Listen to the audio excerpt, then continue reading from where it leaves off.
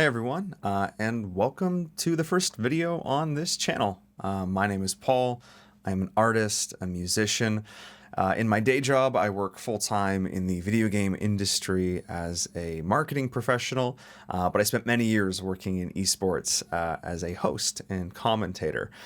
This is, I guess, my second channel. I do have a main channel, I guess, that I very infrequently post on that's mostly focused on esports and video game content.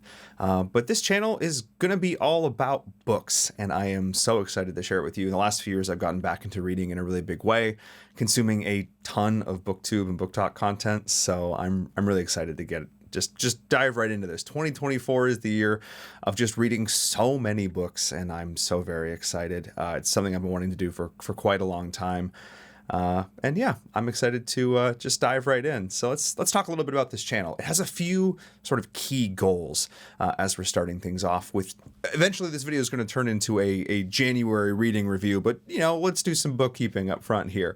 I have a couple main goals for this channel. First and foremost, recommendations. Going to be doing these kind of roundups in the future, trying to give good recommendations for folks who are fans of the sci-fi and fantasy genre. That is predominantly what I read, but you may occasionally find some mystery or some historical fiction in here as well. On top of that, I do want to do more in-depth reviews. And I'll be honest, these are the things that, these are the ones that I'm really looking forward to doing, because let's be honest, sometimes you read a book and you go online and you just want to see, did other people catch that reference? Did someone notice that Easter egg? And you just want to absolutely nerd out about a great book that you just read. And that's often the kind of content that I really enjoy here on BookTube. So I will definitely make an effort to make quite a few of those videos, and also things like trilogy reviews or whole series reviews if I can, and say, look, before you invest in book number one, is it worth going all the way through to the end? So folks have more of those kind of details before they make those purchasing decisions. And then lastly, one of the things that's really important to me, given kind of the current overall state of the traditional publishing industry, is to, as much as humanly possible, try and profile indie authors and self-published authors. If I can help create a platform for amazing up-and-coming, maybe undiscovered talent, I absolutely want to try and do that here on this channel.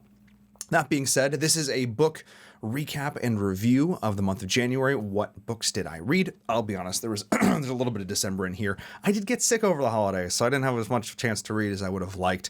But we're starting things off kind of touching a little bit on that indie note with a book. I am really late to this party. Everybody's read this, and for good measure, it's Legends and Lattes by Travis Baldree. This book is described as high fantasy, low stakes, and good company. And it delivers absolutely on that. One of the things I really want to do on this channel, again, my background is in marketing, taking a look at how books are marketed. What does the blurb say? What was the promotion for this book sort of based around? And did the book deliver on that promise? And when it comes to delivering on promises, this book is 5 stars. I mean, it's 5 stars across the board, but holy crap.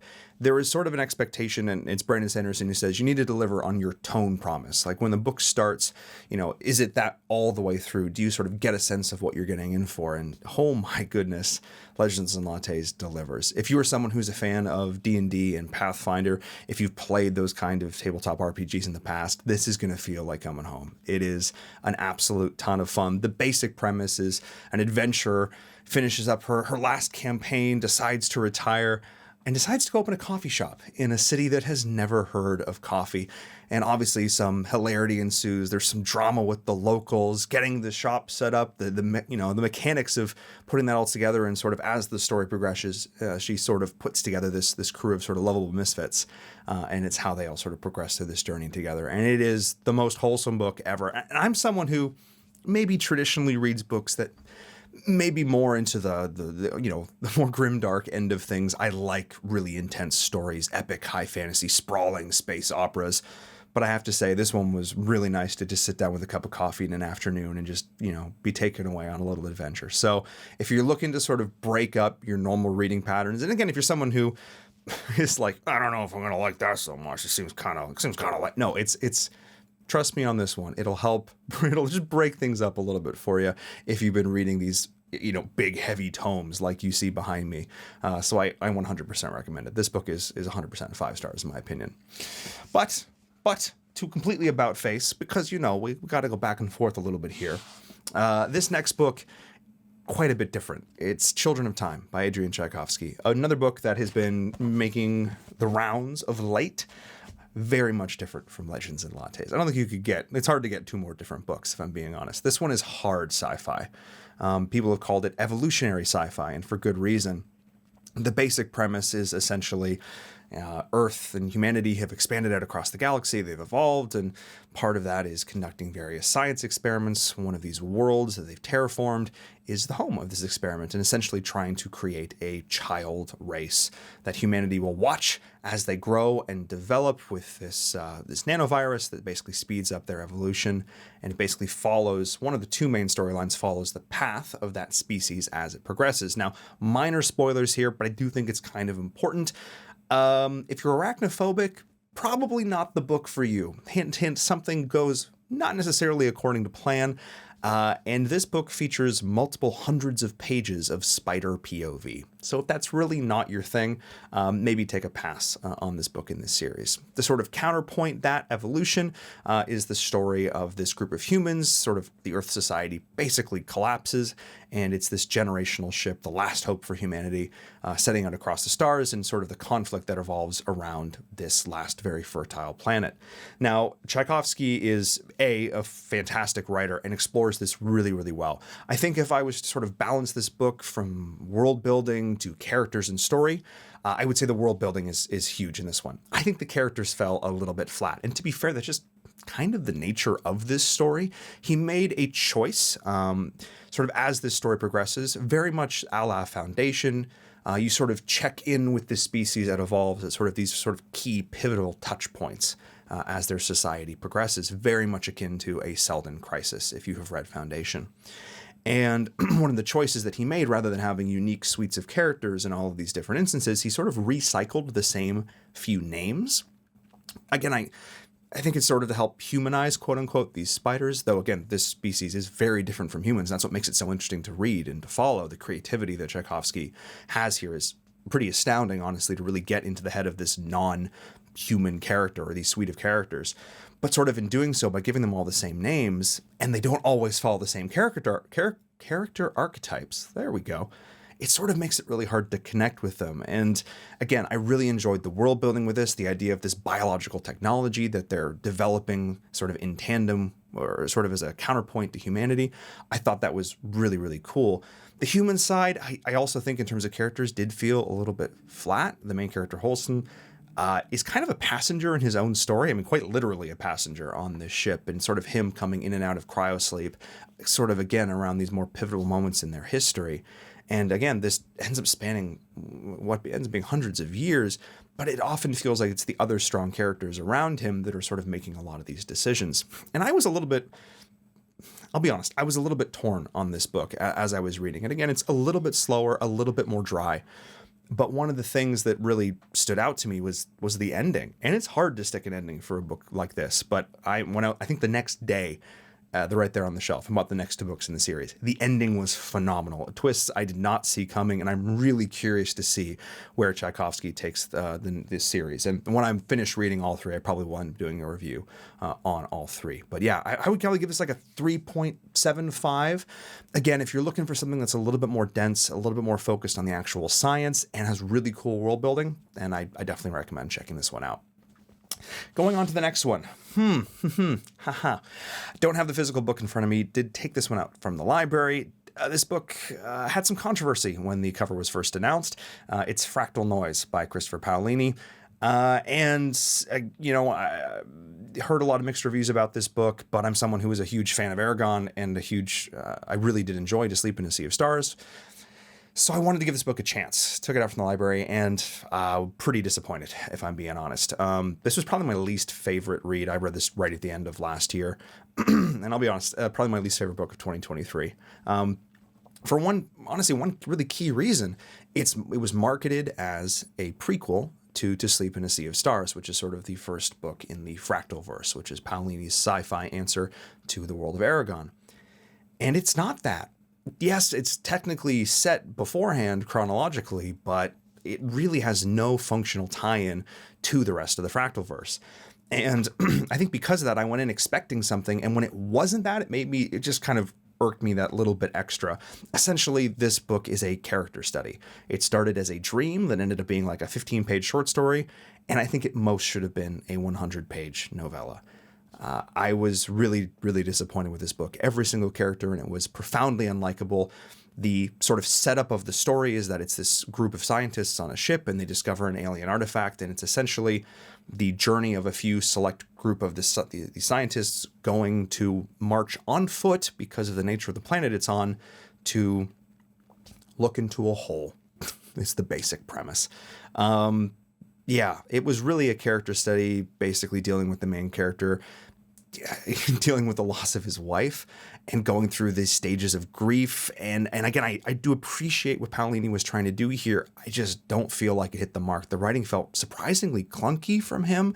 It felt like he tried to do a lot, dive into these really deep philosophical and religious discussions, but they just felt shoehorned in there for no particular reason. And I understand that it was trying to elicit these parallels to Dante's Inferno. It was making reference to Aristotle's concept of tragedy, and it was really about diving deep into the psyche of these characters as they slowly go insane, just sort of descending through these levels of hell on this journey, these hundreds of pages of walking on foot to this artifact. It could have been a really cool concept. I just think it totally missed on the execution, and it had no real greater tie-ins to To Sleep in a Sea of Stars. It wasn't a prequel. Maybe there's going to be some stuff that sets up future Fractal verse books, but the main sort of reveal of this one, Paolini talked about on a press tour. Didn't even make it into the actual novel. Yeah, not a big fan for me. Kind of a one. This was my 1 star. Really disappointed. Which is funny because the next book that I read was Murtagh, also Christopher Paolini. We have back-to-back here, sci-fi and fantasy. And this was so much better. Chris, this is what you should be. Not that you can't write sci-fi, but my goodness, this is what you're really good at. As someone who grew up reading Aragon as a kid, who's read it many times, reread it, I think a couple years ago now, this was a lot of fun. This one was like coming home, putting on a favorite cozy sweater, returning to the world of Alagasia. This is not a book that you can read if you haven't read all of Aragon. Just as a heads up, this is not a place where you can just sort of jump in. You do need that history and that context. But I think this was a really great example of how Paolini has advanced as a writer, because his character work in this was phenomenal. It's everything that I wish he had done in Fractalverse. And maybe, to be fair, in Fractal Noise, maybe that book walked so this book could run, to be fair, to give him some credit. It was really fantastic to see the contrast between Murtagh and Aragon and Saphira and Thorn, because you'd think, given their backgrounds and their history together, that the characters may be a little more similar, but that could not be farther from the truth.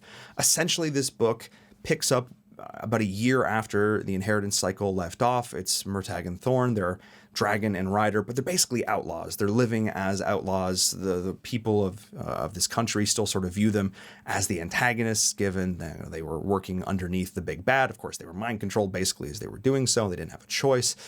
But they still have this reputation hanging over them, and sort of Murtagh's determination to not be this character that everyone thinks he is, to try and be better than his father, essentially. And it's really about them dealing with the trauma of their childhood and sort of coming to terms with the things that they endured while trying to make a difference in the future.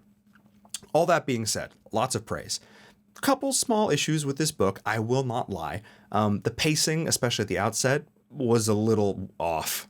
Like the first couple hundred pages of this book could just be titled Murtagh Does Fetch Quests, which again, very Aragon-esque. Go to a town, talk to a person, get a task, go do that task, get a piece of information, go to the next place, talk to the next person, which again, classic fantasy, still a lot of fun. And it was, again, you kind of overlook it and forgave it because you're like, oh, I'm going back to this city and I'm meeting this group of characters again.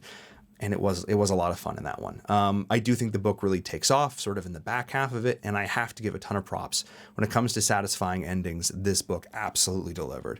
It's pretty common with fantasy series or fantasy novels like this to sort of have a lot of this big buildup. You have a final sort of moment with the antagonist, a big epic, conclusion, and then it's done in like a couple pages.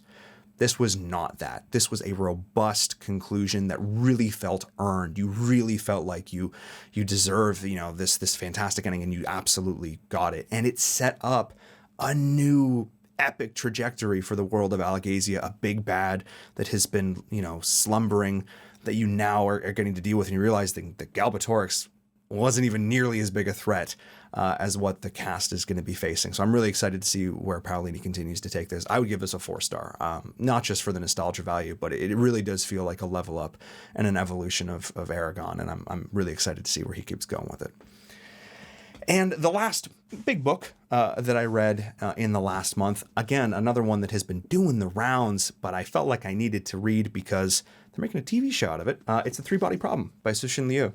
And oh boy, you talk about creative books and really pushing the envelope of science fiction. This one is doing it. Oh my goodness, what a creative story. How do I even describe this one? Murtagh got a very light synopsis because I don't want to spoil too much. This one is probably going to live in the same realm. If you're just a fan of big, epic, over-the-top science fiction that explores ridiculous concepts, the idea of breaking through dimensions of space and time, humanity's place in the universe, do we even still deserve to exist? Are humans intrinsically good? If you're curious to tackle all of these really big, incredible, concepts, but through a really human lens, then this book's for you. And I think if you're just a fan of science fiction in general, I definitely recommend the read. And I also want to give a lot of props in this one because it's very well written, but the translation in it, Kenley did a phenomenal job translating this. And in fact, there's a really robust set of sort of translator's notes throughout because a lot of this book deals with real, to my knowledge, Chinese history. And obviously through sort of a fictitious lens and characters that were there, but sort of really does take a look at history that may be common knowledge to folks who grew up in China, but obviously for someone like myself from the West, had no idea about. So it was really, really cool to get context on like, this is who this person was, or this is who this scientist was. And the author quotes like real scientific papers in it. Like you can do homework for this book, which, may or may not be your thing. You don't have to do it. But it really does sort of push the envelope and pushes your thinking in a lot of ways. The basic premise is just, a scientist discovers a virtual reality game. In it, there is a problem to be solved. And he, as part of this journey, sort of trying to discover more about this game, realizes that it's part of a much larger plot that spans back to sort of this other character arc many, many years prior, and potential contact with life beyond our solar system. Ooh, it's very, very cool. I highly recommend it. I don't think that's too spoilery. If it is, I'll cut it out in hindsight. In which case, yeah, I have to say this. Yeah, this is probably like a 4.5 stars for me. 4 stars it's. I think it was maybe a tad overhyped. There are parts of it that I'm just trying to like keep track of everything that was going on. Though I think part of that's on me. I was kind of going into it thinking I could just sort of zoom through this book, and that is not the case. This is a book that really challenges you. You got to really pay attention, especially again for someone like me who doesn't speak Chinese. Trying to just 100% keep track of all the characters just took that little extra second. That I was kind of like, okay, I really have to pay attention when I'm reading this book. But it's 100% worth it. Again, I went and bought the next 2 books in the series. They are making a TV show of it on Netflix.